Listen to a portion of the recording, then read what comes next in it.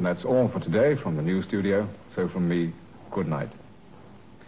Well, this is a picture I expect you've seen on your screens a good many times. The newsreader at his desk. But have you ever wondered what goes on behind the screen? Where does the news come from? BBC Television News at Alexandra Palace in North London receives news from the world over, from its core of foreign correspondents, from mobile film units based on London, Glasgow, Cardiff and Belfast, from 7 regional newsrooms, from its staff reporters.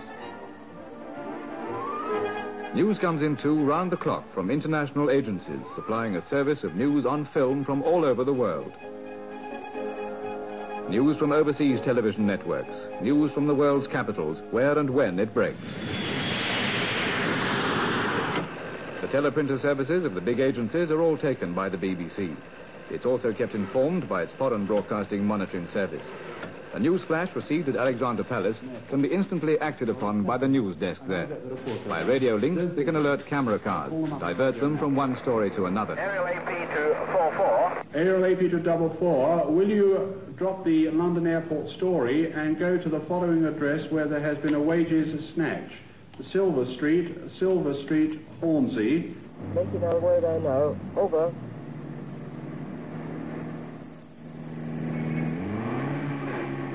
This two-way radio control of camera cars ensures the best possible deployment of the hard-worked film units.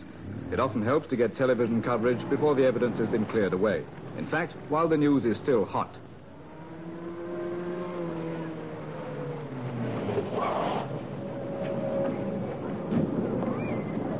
The camera crew arrives on the scene of the hold-up. And because this is a sound film unit, there will not only be pictures of the story, but valuable interviews as well.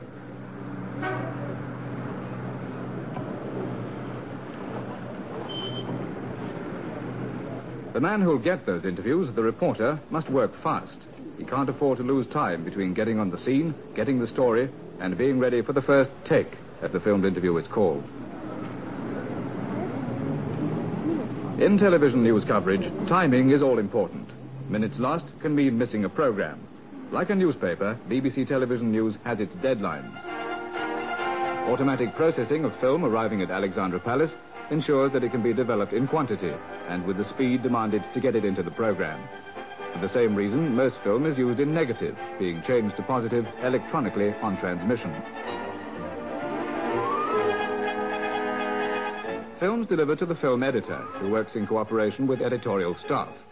He makes his cuts on the negative, shaping the rushes to a proper sequence, joining them into a film that will tell its story in the fullest possible way within the time allowed.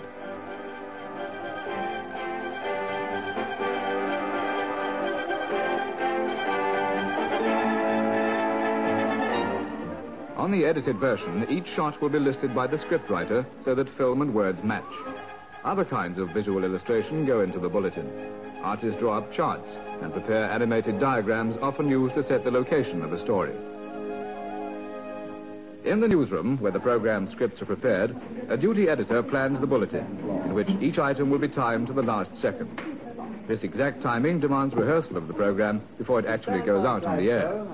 This night's program will include reports fed in live from outside sources, from the BBC Scottish News Studio, a report from Paris over the Eurovision link, and included in the home news, a report to come from the Parliamentary News Studio.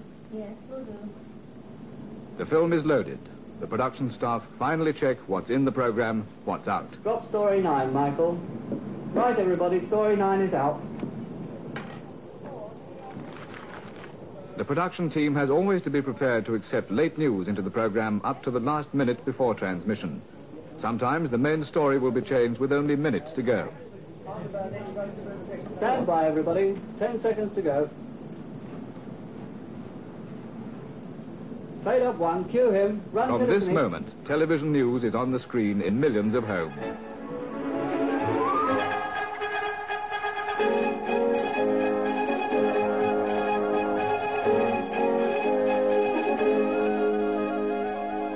And that's all for today from the news studio. So from me, good night.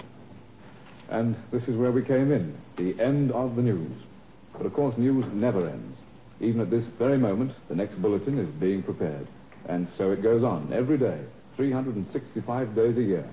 That's BBC Television News.